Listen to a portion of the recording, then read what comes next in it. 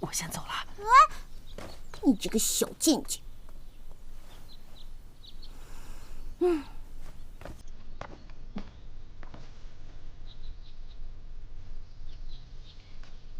我来母后宫中请安，顺便过来看看。父皇的寿宴办得如何呀？还不就那样？当今圣上的寿宴绝非儿戏。你若无力承担，我便向母后禀明，由我来替你筹划。用不着，我尹晴柔答应的事情还没有做不好呢。我再说一次，此事非同小可。你若是办不好，我若是办不好，不就是晴天霹雳吗？你还有心思耍嘴皮子？三王爷若是没有什么事儿的话，小的先告退了。我这累了一天了，也该回去洗洗睡了。走了。这次要是不把你们都镇住，我就不叫尹晴柔。哼！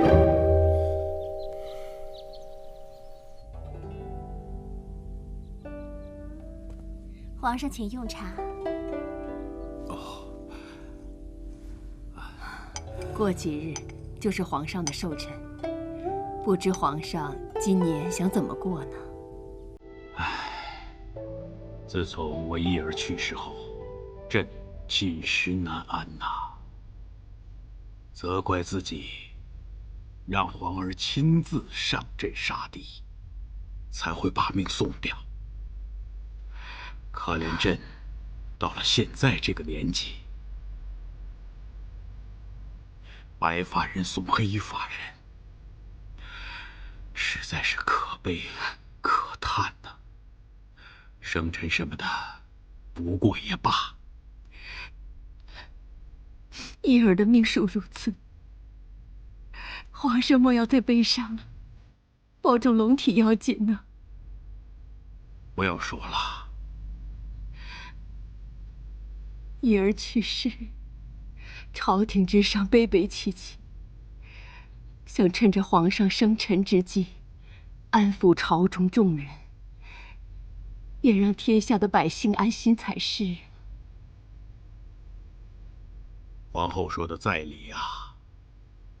不过，义儿丧期未过，这件事情不要大肆操办。皇后，这件事，朕就交给你处理吧。朕先回宫了。皇上，请放心交给臣妾吧。恭送皇上。起驾！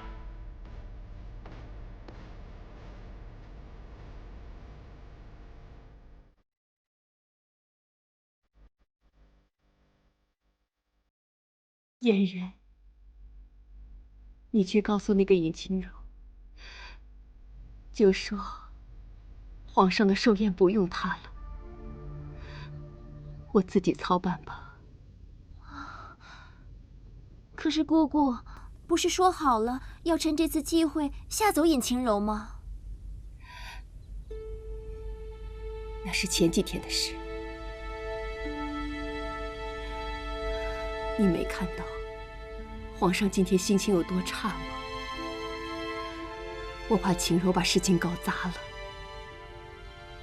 到时候遭殃的不只是他，还会让皇上不快。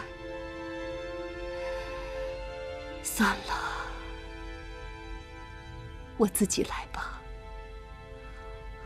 别呀，姑姑，你若是不放心，那就让嫣然去帮晴柔吧。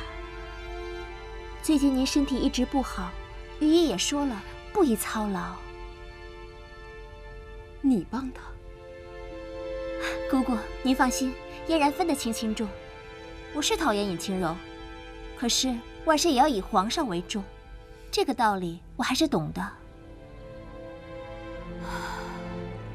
既然这样，也好。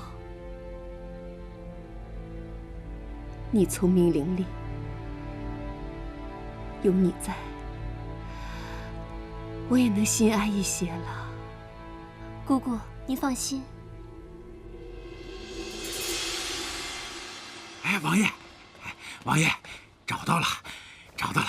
哦，在哪儿？就在本县的独山上，我已经派人往回运了。好大的一块独山玉呀，大概有1指多长，颜色特别鲜艳，最难得的就是透明度极高，真是天下少有的奇珍异石啊！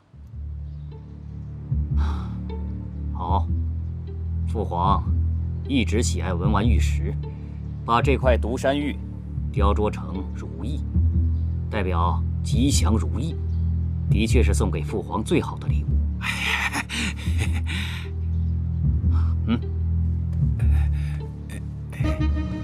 这是赏你的，凡是办得了事的，本王定不会亏待。谢谢王爷，谢谢王爷。正所谓识君之路，担君之忧嘛，属下一定竭尽全力为王爷办事。他日王爷登上了太子之位，小的还靠王爷多多提携呀。太子新丧，这话可不能乱说。哦，不过自古以来长幼有序。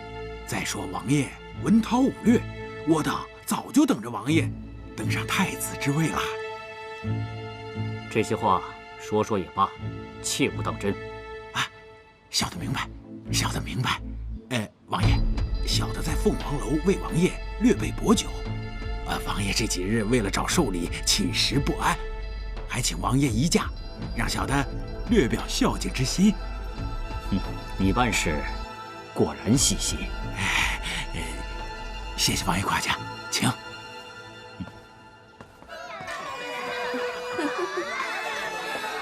哟，大爷，多喝点啊。陪好。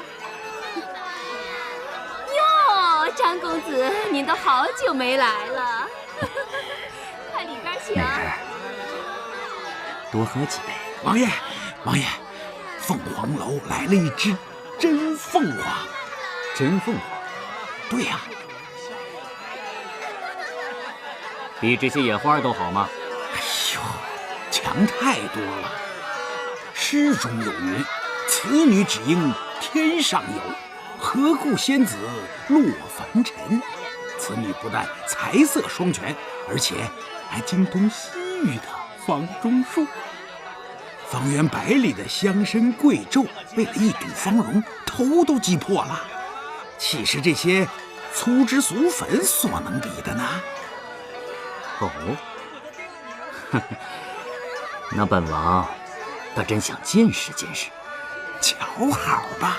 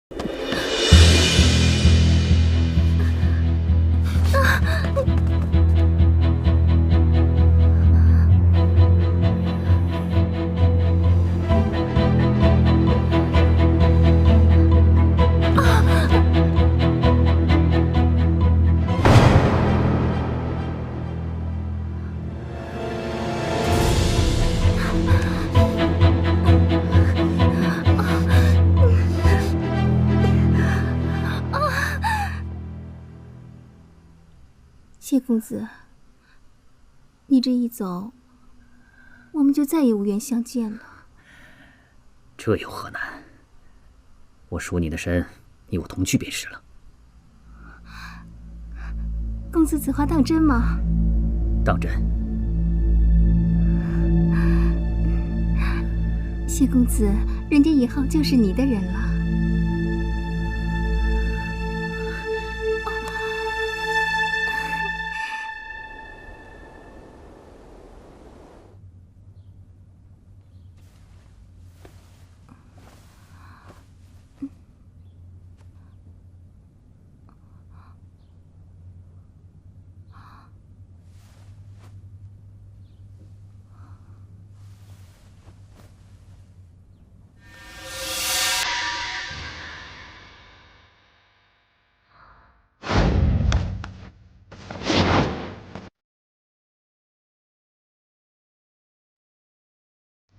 有的人他还真以为自己能飞上枝头做凤凰，就是，殊不知凤凰落了翅，连鸡都不如。对，不如鸡。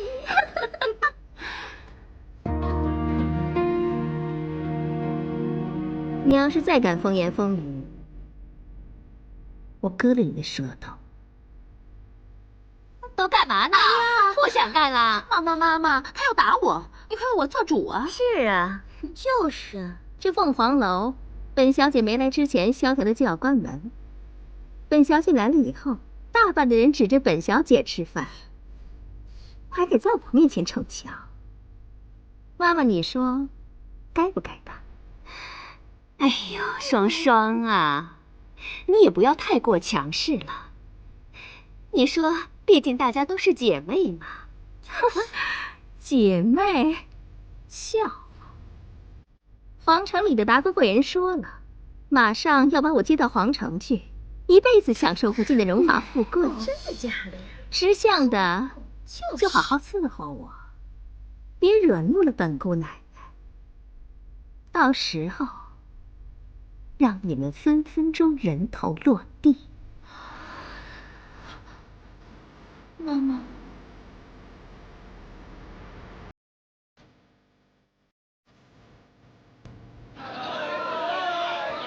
翠儿，包起来。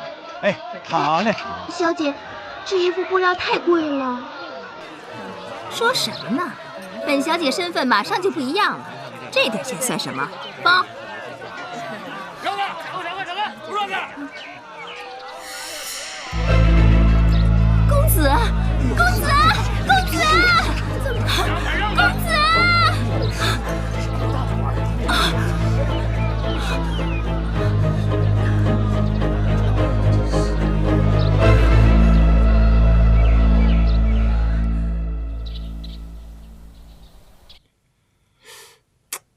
我觉得这下巴呀还应该不够方，早知道我就不打瘦脸针了。谁知道那个大王爷是个大方脸呢？哎呀，行了。哎，对了，薛公公说你把这个围上，说你啊，你腰太细了。那个死太监，总盯着人家腰干嘛？他不是以为你是那个……不许说！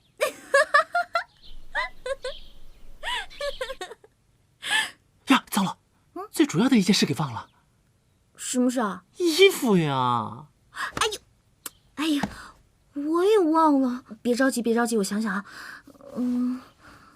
哎呀，这……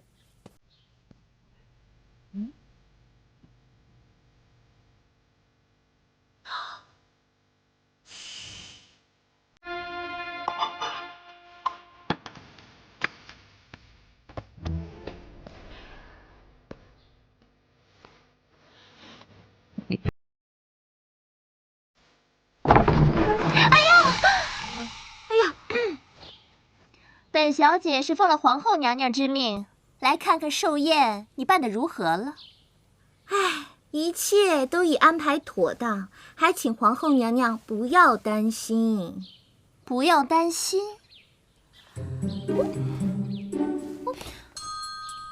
哼，我怎么看不出一丁点儿不用担心的样儿啊？那是你不会看。什么？我的意思是呢，我给皇上准备惊喜，既然是惊喜呢，那自然是要保密啦。哼，随便你。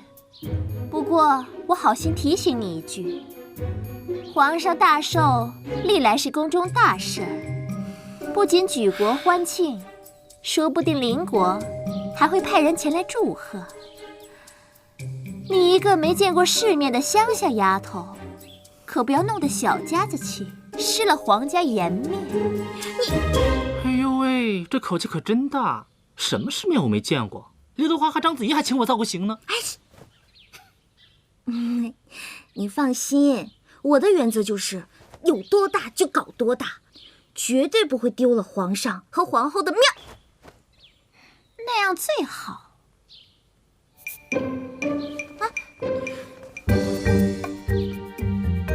切！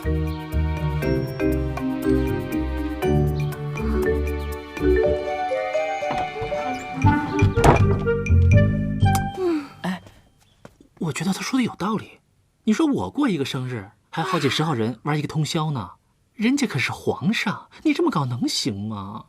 在他来之前呢，我还不确定，不过现在我敢200%的确定，一定行。为什么？杜嫣然呢，她虽然讨厌，但她有一点，就是好坏都会写在脸上。你看她刚才那神情，分明就是告诉我，如果我把皇上这次的寿宴搞得锣鼓喧天、举国同庆，那我才是真的死定呢。哦，原来是这样。我说他还真的好心过来提醒咱们呢。行啊，你越来越聪明了。哼，我这就叫做在战斗中成长。得嘞，干活吧你。好嘞。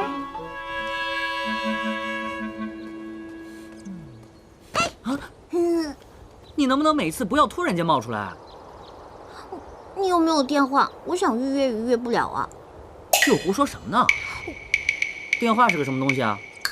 电话是我们家乡那边一个通信用的工具了。哎，别管那个了，我有事儿请你帮忙，帮不帮？啊？不帮。为什么？我三哥说了，如果是为了父皇寿宴的事情找我帮忙，叫我不要帮。凭什么呀？这个死冰块脸！我说我的大小姐，你是真笨还是装的呀？他的意思是，你要想让人帮忙，找他喽。我不要。那我也没办法。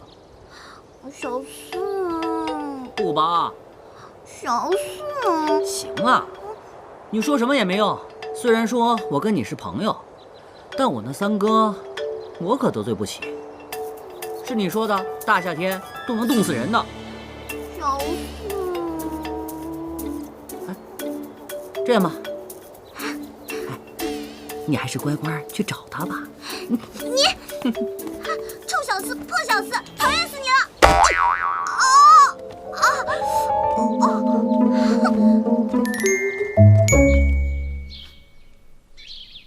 快点啊，快点！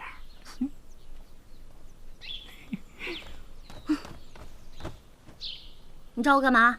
哎，王爷这不是来给咱们送衣服吗？这里面就是大哥战死的时候穿的衣服，上面的刺绣还是母后亲手绣的。那，谢了。慢着，本王还没说要给你，求我呀！你做梦！哎，你干嘛呀？求求能怎么样啊？哎，爸爸去哪儿没看过啊？拜托拜托，不会呀？没学会。好，你有骨气，那你最好自己想办法。哎，王爷王爷，我替他求行不行？拜托拜托。我会自己想办法的，不用你管。你的办法就是去求独孤园，去求四弟，甚至去求邱公公。你可以去求他们，为何就不能求本王帮忙？算了，算我白费心机。哎，王爷王爷。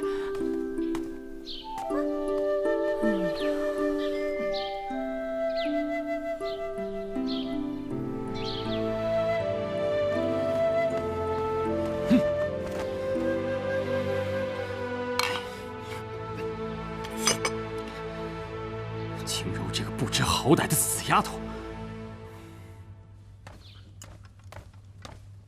王爷，您回来了，东西给尹姑娘送过去了。没见着人，那可太可惜了。大王爷那身衣服早就不能看了，这身衣服还是您找绣娘不分昼夜做出来的，这都没听尹姑娘说声谢谢。住口！莫非尹姑娘不要？你说她为何那么讨厌本王？啊？本王不但没有计较她砸伤了我，就连她进了宫，本王都暗中安排人手照应她。可她，哼，分明就是恩将仇报。我还以为王爷一向喜怒不惊，难得因为一个小丫头发这么大的火。连你也胆取笑本王？不是，我是替王爷高兴。这些年看你对前世念念不忘，冷脸对人，我觉得这不是王爷的本性。现如今，就算尹姑娘让王爷动怒，我也觉得是好事，至少让王爷出了冷面，还有另外一面。胡说些什么？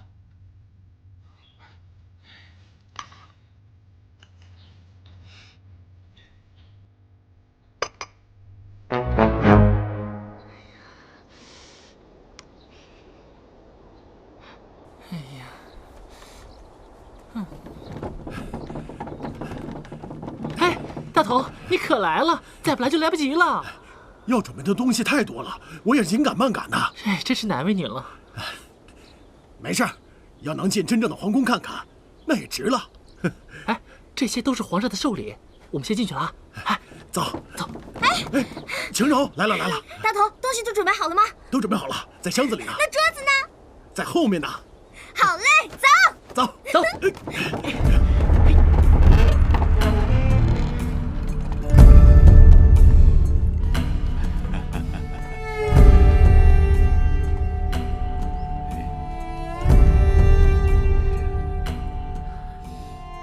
尹晴柔，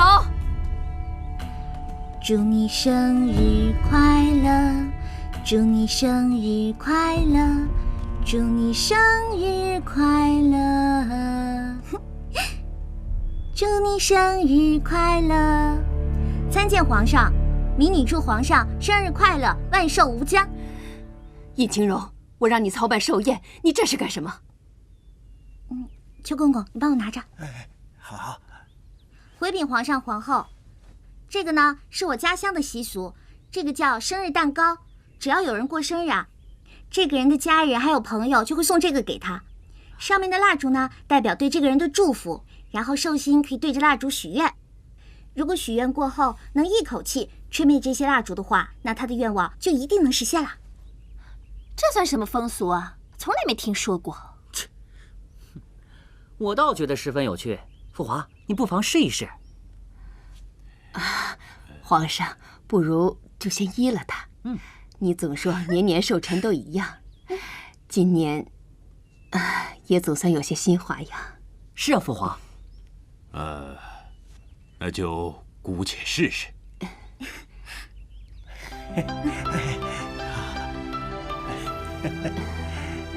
皇上，要这样，递上一个。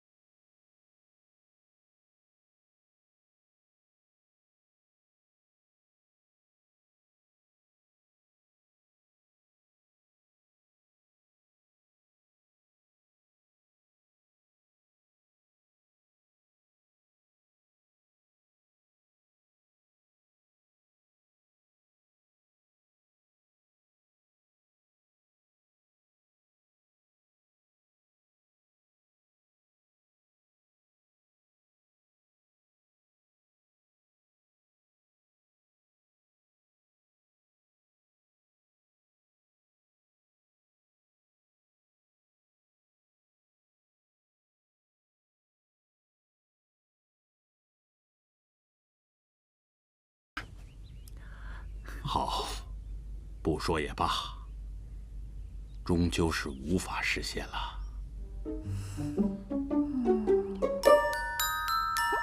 尹晴柔，皇后命你操办寿宴，你如果办不到，就应该趁早说出来。